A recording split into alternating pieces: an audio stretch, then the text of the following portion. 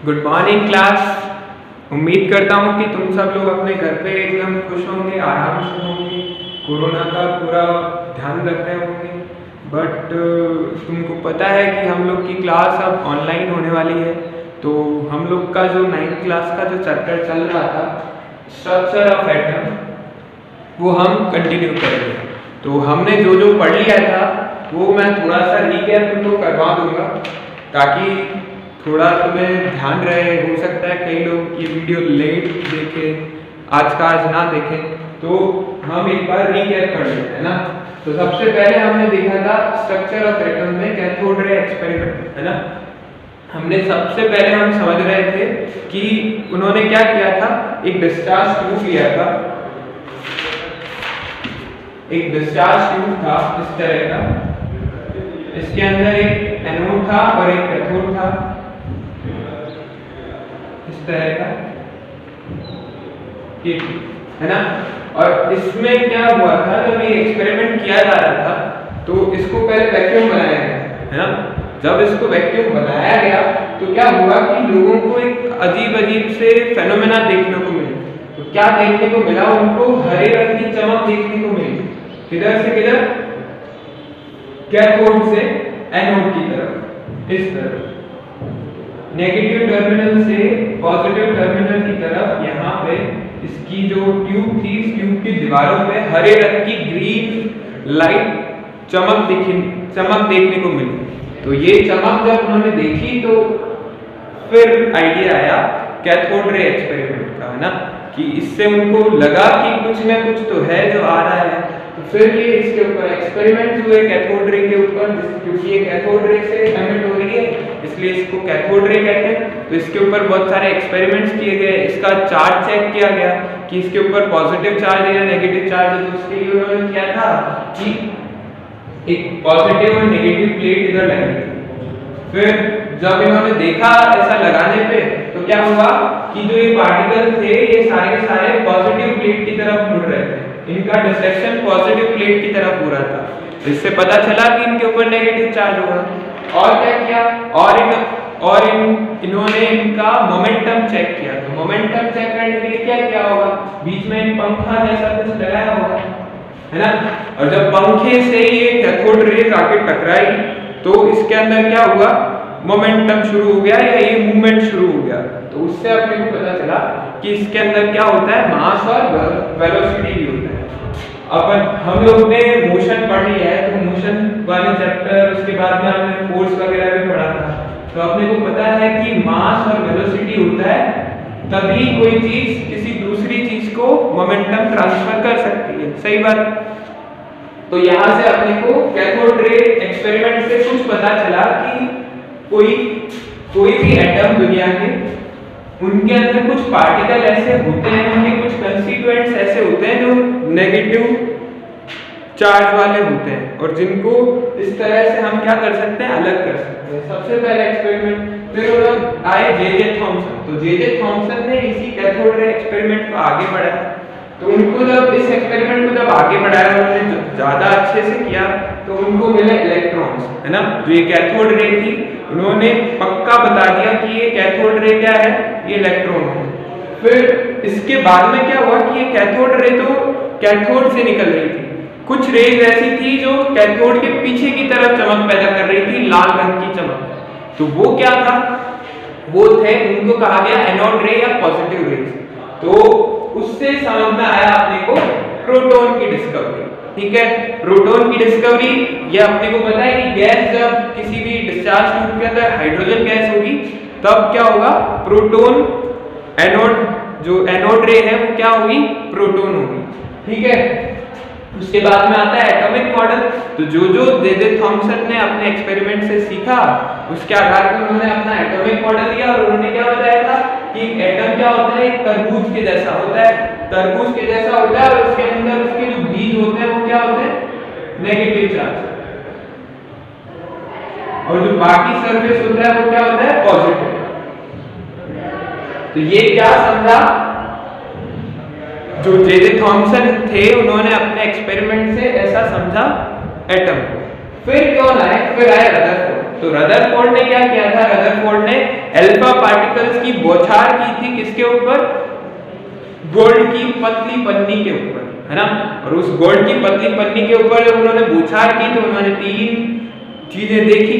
पहली चीज थी कि जो रेस थी वो बिल्कुल सीधी निकल गई, है ना, कि मैक्सिमम जो अमाउंट ऑफ रेस था, जो maximum amount of alpha particles थे वो सीधे निकल गए। कुछ अल्फा पार्टिकल्स थे जो क्या हुए, थोड़े से डिफ्लेक्ट हुए, है ना। इधर से इस तरह का सेटअप था उनका, और ये अपनी गोल्ड फॉइल, ये अल्फा पार्टिकल्स इसके ऊपर आए, तो maximum amount of alpha particles तो सीधे निकल गए। कुछ अल्फा पार्टिकल्स क्या हुए, छोटे छोटे एंगल से डिफ्लेक्ट हो गए, और 10,000 में से एक अल्फा पार्टिकल, हर 10,000 में से एक अल्फा पार्टिकल क्या हुआ, जैसे गया था वैसे का वैसे ही वापस आ गया लौट के। तो इन सब तीनों ऑब्जर्वेशन से उन्होंने क्या समझा, उन्होंने बताया, उनके ऑब्जर्वेशन से उन्होंने अपना रिजल्ट दिया। देखो ये सब हम क्लास में खूब बार बात कर चुके हैं कि देखो साइंस में क्या होता है कि पहले एक्सपेरिमेंट्स होते हैं, एक्सपेरिमेंट्स के बाद में क्या होता है कि साइंटिस्ट अपनी थ्योरी देते हैं, फिर उस थ्योरी को अलग अलग तरह से टेस्ट किया जाता है। जैसे जे थॉमसन ने कुछ एक्सपेरिमेंट किए, उन्होंने अपनी थ्योरी दी, फिर रदरफोर्ड आए, उन्होंने उसको टेस्ट किया, वो थ्योरी फेल हुई, तो अब रदरफोर्ड की थ्योरी आ गई, है ना। तो अब रदरफोर्ड की थ्योरी में उन्होंने अपना एटम का मॉडल क्या दिया, उन्होंने सोचा कि एटम होगा उसका न्यूक्लियस सेंटर में होगा, जिसके अंदर उसका मैक्सिमम मास होगा, और न्यूक्लियस के अंदर क्या रहे होंगे, प्रोटॉन और न्यूट्रॉन जैसा कुछ रहा होगा, और इलेक्ट्रॉन उसके चारों तरफ चक्कर काट रहा होगा, ठीक है। और इलेक्ट्रॉन कैसे रहेगा, क्या रहेगा, ये रदरफोर्ड नहीं बता पाए, रदरफोर्ड नहीं बता पाए। उसके बाद में आए कि भाई हाँ, इसी में अगला अपना जब हमने वो देखा था कि Q/M रेशियो निकाल रहे थे, Q/M रेशियो निकाला था ना हमने कैथोड रे एक्सपेरिमेंट में सब चीज का। तो Q/M रेशियो जो था उससे अपने को समझ में आया कि ये जो न्यूट्रॉन है ऐसा भी कुछ ना कुछ तो एटम के अंदर होना चाहिए, तभी उसका मास बैलेंस किया जा सकता है। नहीं तो क्या होगा कि जो हीलियम है उसका तो ऊपर चार्ज +2 है और हाइड्रोजन उसके अंदर +1 है। अगर मास सारा का सारा प्रोटॉन के अंदर ही है तो हीलियम का मास तो हाइड्रोजन से डबल होना चाहिए, जबकि वो 4 गुना है। तो 4 गुना कैसे समझाएं, तो वो समझाने के लिए फिर अलग से नया पार्टिकल लाना पड़ा, न्यूट्रॉन, ठीक है। इसके बाद में आता अपना इलेक्ट्रॉनिक कॉन्फ़िगरेशन, या फिर इससे पहले थोड़ा सा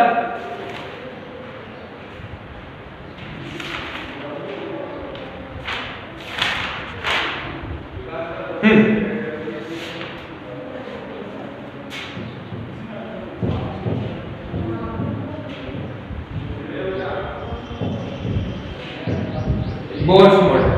इससे पहले क्या आएगा, बोर्स मॉडल। तो अब हमने क्या किया था कि ये जो रदरफोर्ड थे, रदरफोर्ड की भी कुछ लिमिटेशंस रह गई थी। रदरफोर्ड का जो मॉडल था उन्होंने क्या नहीं बता पाए, वो नहीं बता पाए कि जो इलेक्ट्रॉन है अगर वो एक्सेलरेट हो रहा है, अगर जो सेंटर में पॉजिटिव चार्ज है प्रोटॉन उसके अराउंड अगर वो एक्सेलरेट हो रहा है, गोल गोल घूम रहा है, मतलब डायरेक्शन चेंज कर रहा है, डायरेक्शन चेंज कर रहा है इसका मतलब एक्सेलरेट हो रहा है। तो जो चीज एक्सेलरेट चार्ज हो रहा है तो उसको क्या करना चाहिए, इलेक्ट्रोमैग्नेटिज्म के अनुसार उसको एनर्जी एमिट करनी चाहिए, और एनर्जी अगर वो एमिट करेगा तो हमारी कैलकुलेशन के अनुसार उसको 10⁻⁻8 सेकंड के अंदर कोलैप्स हो जाना चाहिए, खत्म हो जाना चाहिए, है ना। पर ऐसा तो नहीं होता है, ऐसा नहीं होता है। तो रदरफोर्ड की एक कमी, और रदरफोर्ड की दूसरी कमी कि रदरफोर्ड ये नहीं समझा पाए कि जो इलेक्ट्रॉन्स हैं वो किस तरह से रहते हैं एटम के अंदर, है ना। तो फिर आए बोर। तो बोर ने क्या किया कि जो अपने रदरफोर्ड थे उनकी जो कमियां थी उसके ऊपर उन्होंने काम करना शुरू किया।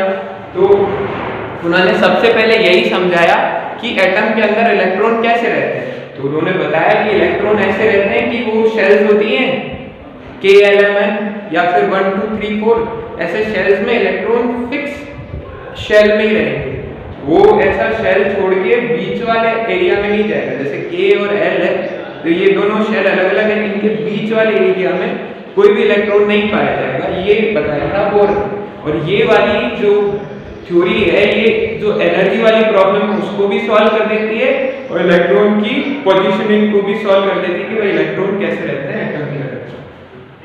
तो यहां से अपना हो गया बोर्स मॉडल, और बोर्स मॉडल के अनुसार जब हम इलेक्ट्रॉन्स की पोजीशन को समझाते हैं किसी एटम के अंदर तो उसे हम कहते हैं इलेक्ट्रॉनिक कॉन्फ़िगरेशन। कि जब हम एटम के अंदर बताते हैं कि के शेल में इतने इलेक्ट्रॉन हैं इस एटम के, एल शेल में इतने हैं, एम में इतने हैं, एन में इतने हैं, तो वो जो दिखाने का जो तरीका होता है उसे कहते हैं इलेक्ट्रॉनिक कॉन्फ़िगरेशन। इसको करने के दो तरीके होते हैं कि आप ऐसे भी बता सकते हो कि जैसे सोडियम है तो इसकी फर्स्ट शेल में 2, दूसरी में 8 और तीसरी में 1, या फिर ऐसे दिखा सकते हो कि सेंटर में क्या है 11 प्रोटॉन और 12 न्यूट्रॉन, और इसके अराउंड क्या होगा कि इसके अराउंड होंगे 2 इलेक्ट्रॉन तो फर्स्ट शेल में और सेकंड शेल में 8 इलेक्ट्रॉन, 4 5 6 7 8, और जो आउटर शेल है उसके अंदर 1 इलेक्ट्रॉन। ये डायग्राम बना के या फिर ऐसे कोमा लगा के 1 बाय 1 आप दोनों तरीके में से कोई सा भी तरीका या दोनों तरीके से आप दिखा सकते हो इलेक्ट्रॉनिक कॉन्फ़िगरेशन। अब इसके बाद में आता है अपना नया टॉपिक वैलेंसी। आज अपने को मेनली वैलेंसी पढ़ना है, तो स्टार्ट करते हैं वैलेंसी। ओके, और इसके जस्ट बाद में अपने पास 2 टॉपिक बचते हैं, एटॉमिक नंबर और एटॉमिक मास।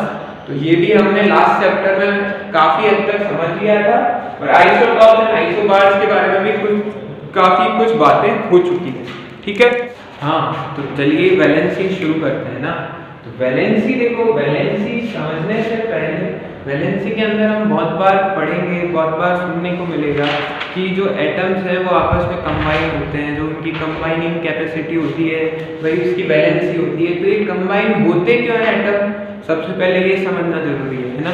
अभी तक हमने क्या पढ़ लिया, अभी तक हमने देख लिया कि एटम होता कैसा है, कि एटम दिखता कैसा है। हमने लास्ट बोहर जो मॉडल पढ़ा था, बोहर का जो मॉडल पढ़ा था, और तुमने इलेक्ट्रॉनिक कॉन्फ़िगरेशन लास्ट क्लास में मैंने दिया था करने को, तो होपफुली सबने कर लिया होगा। तो जो भी तुमने स्ट्रक्चर बनाए हैं वही अपना अभी तक का फाइनल मॉडल है कि किस तरह का एटम होता है। हम यही मान के चलेंगे जो बोहर ने बताया है वैसा का वैसा ही होता है एटम। अब उसके ऊपर आगे अपने को पढ़ना है। तो अब एटम, तो ये हमने लास्ट क्लास में पढ़ा, लास्ट चैप्टर में देखा था कि जो एटम है वो क्या नहीं रहता, स्टेबल नहीं रहता, और वो किसी दूसरे एटम के साथ जुड़ के मॉलिक्यूल बनाने का हमेशा प्रयास करता है। हमेशा कोई ना कोई एटम होगा वो हमेशा प्रयास करेगा कि वो किसी दूसरे एटम से जुड़ जाए और अपना क्या बना ले, मॉलिक्यूल बना ले। तो ये हो रहा क्यों हो रहा है ये सब, है ना। इसके पीछे कोई ना कोई रीजन होगा, कोई लॉजिक तो होगा। तो वो लॉजिक क्या है वो देखते हैं हम सबसे पहले। देखो, हम अपना फेवरेट एटम है ना लेते हैं सोडियम। सोडियम कितने नंबर पे आता है, 11 नंबर पे आता है सोडियम, और सोडियम का मास होता है 23, है ना। तो ये तो आपने को पता है। अब सोडियम 11 नंबर पे आता है, मतलब 11 प्रोटॉन होते हैं सोडियम के अंदर और 11 इलेक्ट्रॉन होते हैं। तो मैं इसका बनाता हूँ स्ट्रक्चर। तो देखो, इसके अंदर तो होंगे 11 प्रोटॉन, 12 न्यूट्रॉन, और फर्स्ट शेल में होंगे 2 इलेक्ट्रॉन, दूसरे शेल में होंगे 8 इलेक्ट्रॉन, 5 6 7 8। ठीक है, हो गया, शायद एक ज्यादा हो गया। ठीक है, तो इतने इलेक्ट्रॉन होते हैं। अब इसके बाद में एक लास्ट एक फाइनल इलेक्ट्रॉन बच गया जो कि होता है आउटर शेल 2 8 1, है ना। ऐसे ही बटे रहते हैं। पहली शेल में आते हैं 2 इलेक्ट्रॉन, के में आते हैं 2, एल में आएंगे 8 मैक्सिमम, और एम में आएंगे 18। पर हम क्या भरते हैं उसमें 8 ही भरते हैं सबसे पहले। तो इसमें के में आ गए 2, एल में आ गए 8, इसमें 1 ही बचा था तो 1 भर गए। ठीक है, अब क्या है कि ये अनस्टेबल क्यों होता है। तो अनस्टेबिलिटी की देखो एक परिभाषा है अपने पास, है ना। अनस्टेबल एटम, पहले मैं यहां लिख देता हूं।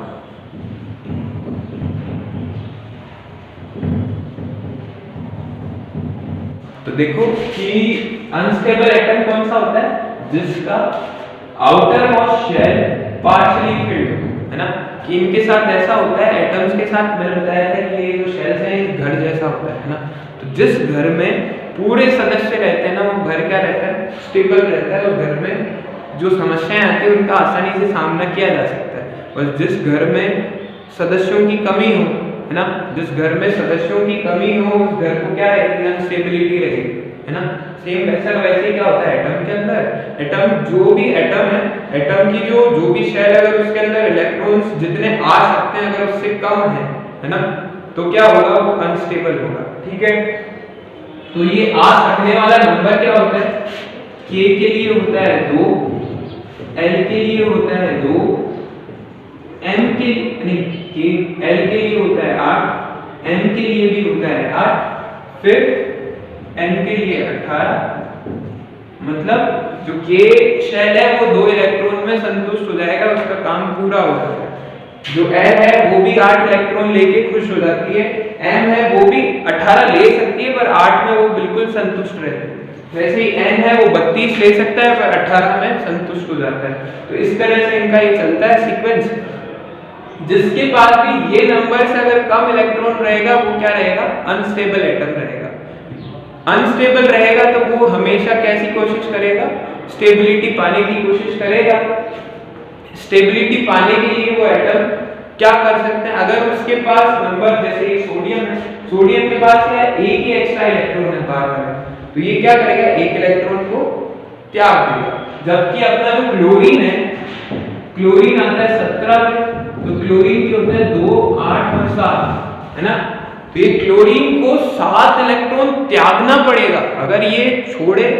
सोडियम भी जैसे अगर ये स्टेबिलिटी पाने की कोशिश करे तो इसको तो 7 इलेक्ट्रॉन त्यागने पड़ेंगे। तो 7 इलेक्ट्रॉन त्यागना बहुत बड़ा काम हो सकता है ना, जबकि इसको क्या चाहिए, एक इलेक्ट्रॉन अगर ये किसी से ले ले तो इसके भी 8 हो जाएंगे, m में 8 हो जाएंगे, m में 8 होते ये भी स्टेबल हो जाएगा। तो क्या होगा, ये सोडियम एक इलेक्ट्रॉन देना चाहता है, ये एक इलेक्ट्रॉन लेके खुश हो जाएगा, तो ये क्या करेगा, क्लोरीन एक इलेक्ट्रॉन लेना ज्यादा पसंद करेगा। समझ रहे हो?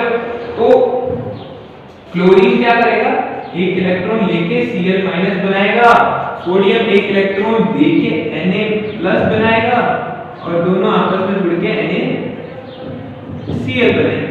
ठीक है, इस तरह से इनके बॉन्ड बन जाता है। ठीक है, और जिस नंबर ऑफ इलेक्ट्रॉन का ये इंटरेक्शन होता है ना, जितने नंबर ऑफ इलेक्ट्रॉन का कोई भी एटम इंटरेक्शन करता है, चाहे वो इलेक्ट्रॉन्स देता है या वो इलेक्ट्रॉन्स लेता है, वो क्या हो जाती है, उसकी वैलेंसी हो जाती है। कि जैसे सोडियम ने एक इलेक्ट्रॉन दिया तो सोडियम की वैलेंसी 1 है, क्लोरीन ने एक इलेक्ट्रॉन लिया तो क्लोरीन की वैलेंसी भी 1 है। ठीक है, अभी तक क्लियर? तो ये अपने को थोड़ा बहुत अभी समझ में आ गया होगा कि बॉन्डिंग क्यों होती है ना। बॉन्डिंग होती है अनस्टेबिलिटी को दूर करने के लिए, स्टेबिलिटी लाने के लिए। और एटम होते हैं वो ज्यादातर अनस्टेबल ही होते हैं, क्योंकि उनके अंदर क्या होता है, खाली जगह रहती है, वो खाली जगह पूरी करने का प्रयास करता है कोई मिला। तो अब क्या है, डेफिनेशंस आती है कि भाई वैलेंसी के अंदर सबसे पहली डेफिनेशन है वैलेंस इलेक्ट्रॉन की। अब ये वैलेंस इलेक्ट्रॉन क्या है, तो वैलेंस इलेक्ट्रॉन होता है electrons of outermost shell which will participate in bonding. कोई भी अगर किसी भी तरह की बॉन्डिंग होने जा रही है और उसके अंदर जो भी एटम के जो भी इलेक्ट्रॉन्स है वो पार्टिसिपेट करेंगे, उन इलेक्ट्रॉन्स को क्या कहते हैं, वैलेंस इलेक्ट्रॉन्स। और नंबर ऑफ ये वैलेंस इलेक्ट्रॉन है यही डिटरमाइन करेंगे उसकी क्या, वैलेंसी को। देखो क्या कहता है, the combining capacity of an atom determined using number of valence electron. क्या होता है, combining capacity of an atom determined using number of valence electron. Number of valence electron का यूज करके हम क्या करेंगे, उसकी कंबाइनिंग कैपेसिटी को डिटरमाइन करेंगे। और वो कंबाइनिंग कैपेसिटी क्या होती है, उसकी वैलेंसी होती है। सोडियम एक कंबाइन, क्योंकि एक इलेक्ट्रॉन का इंटरेक्शन कर सकता है तो वो एक ही चीज से कंबाइन कर सकता है। क्लोरीन भी एक इलेक्ट्रॉन ले सकता है, इसका मतलब वो भी एक ही चीज से कंबाइन हो सकता है। तो जो कंबाइनिंग कैपेसिटी है वो डिसाइड होती है नंबर ऑफ वैलेंस इलेक्ट्रॉन से। और इसमें एक छोटी सी बात तुमको ध्यान रखने लायक है, ध्यान क्या रखना है, valency is not always equal to number of valence electron but can be obtained using it, है ना। हर बार वैलेंसी क्या होगी, नंबर ऑफ वैलेंस इलेक्ट्रॉन के बराबर नहीं होगी। सोडियम में वैलेंस इलेक्ट्रॉन 1 थे, इसकी वैलेंसी भी 1 थी, बट क्लोरीन में वैलेंस इलेक्ट्रॉन 7 है, आउटर मोस्ट शेल में इलेक्ट्रॉन्स का नंबर क्या है 7, तो वैलेंस इलेक्ट्रॉन हो गए 7, बट इसकी जो वैलेंसी है वो तो क्या है 1, क्योंकि ये इसकी कंबाइनिंग कैपेसिटी तो क्या है 1 ही है।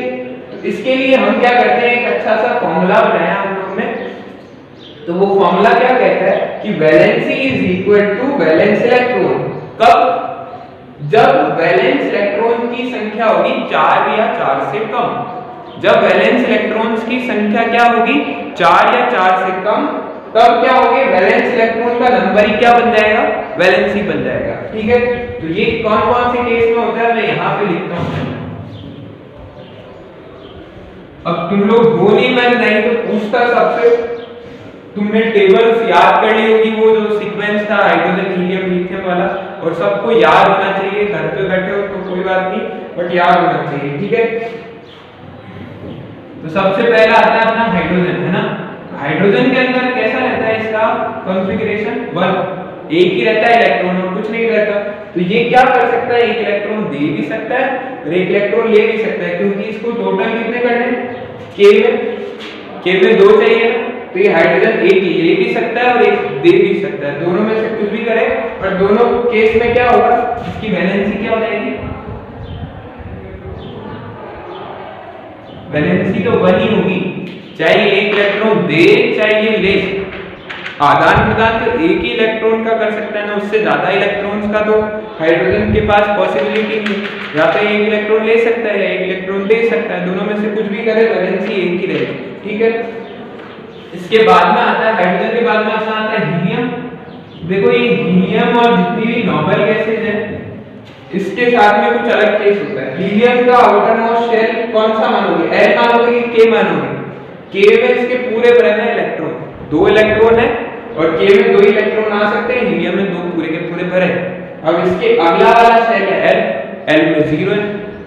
हमने जो अनस्टेबिलिटी की जो देखो डेफिनेशन क्या लिखी थी, whose outermost shell is partially filled, है ना।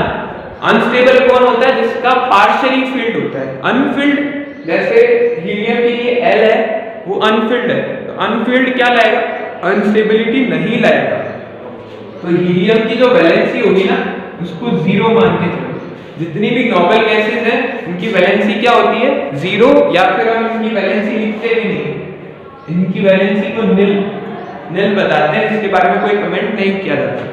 ठीक है, इसके बाद में आता है हीलियम, लिथियम आता है 3 नंबर पे, तो इसके पहले में K में तो आ जाएंगे 2 और L में जाएगा 1 इलेक्ट्रॉन।